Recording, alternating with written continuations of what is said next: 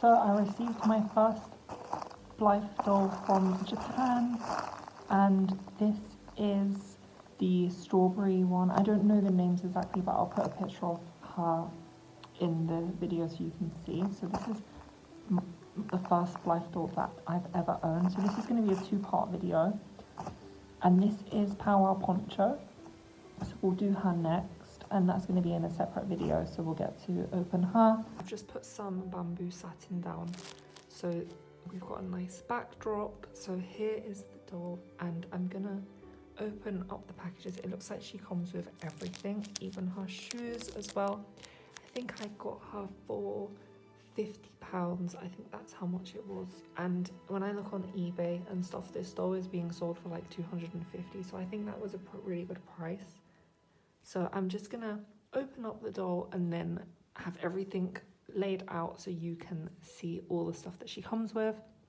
Accessory is her hat, and it has a little ribbon there to go around her head, and it's got loads and loads of details of flowers.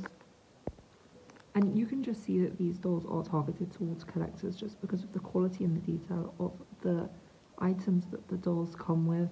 An umbrella as well, which is so cute. This is a linen or a cotton fabric, and then it's got white ruffles on the rim, or lace trimming actually. And then let's see, does this open? So the umbrella does open as well. I'm not going to open it though. And then it's got like a replica sort of bamboo handle as well. It's so cute. I love this. Her shoes, which are they're Japanese sandals. I forgot the name of them, but I'll need to put down. So her shoes are these. They're so cute. I really like them.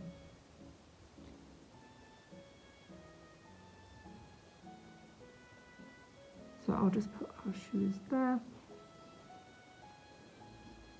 So let's look at her eye colour first.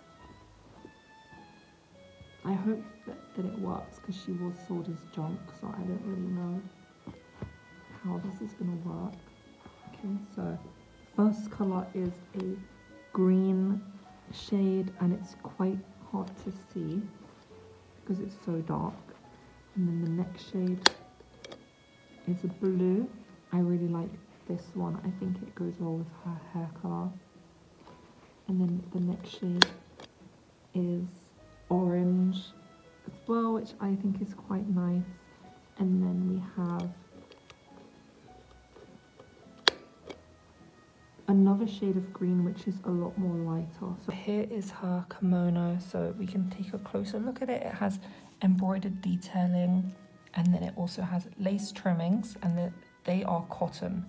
So I think her whole outfit is 100% cotton, which is so nice, and it's so interesting because I've been looking at doll releases that I was interested in, you know, last year and stuff, like for example the Wicked dolls, and just like comparing them to this collector level of dolls is just insane. Like the ruffling, the textured fabrics, you know, it's just groundbreaking really. It's on the line of like some of the best collection of brats that came out early on.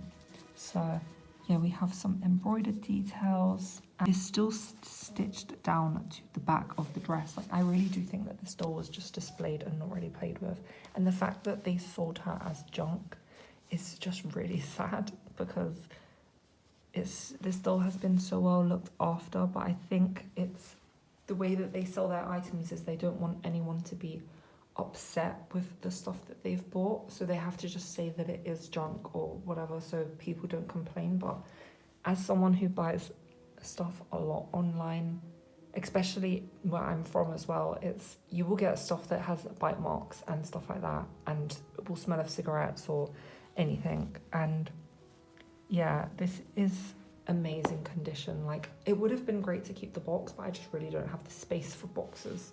So let's look at her nails. Her nails are, I think that they have been painted, and they are like a very, very pale shade of pink. I really love her color palette. I really fell in love with this doll when I saw her on a Dolly Bird magazine, I think it was, like the poster. And when I saw this doll, I just completely fell in love with her.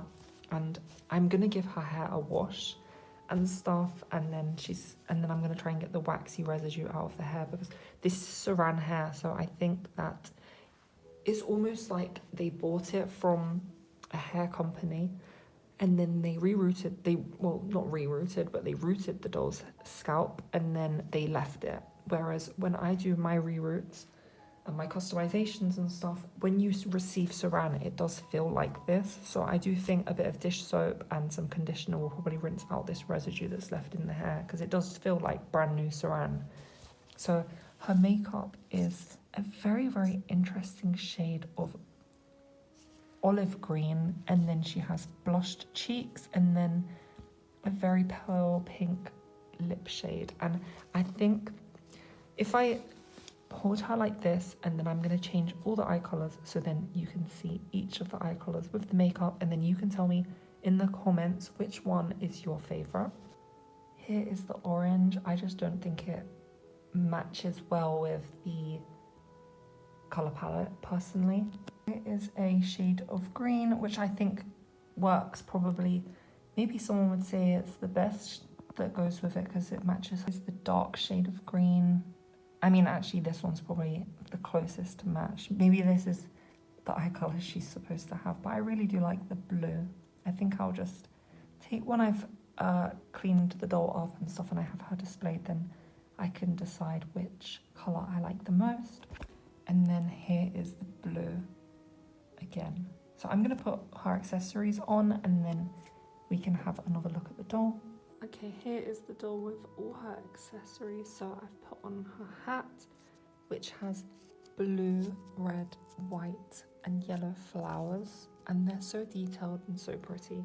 And then it has a ribbon that goes round underneath her chin.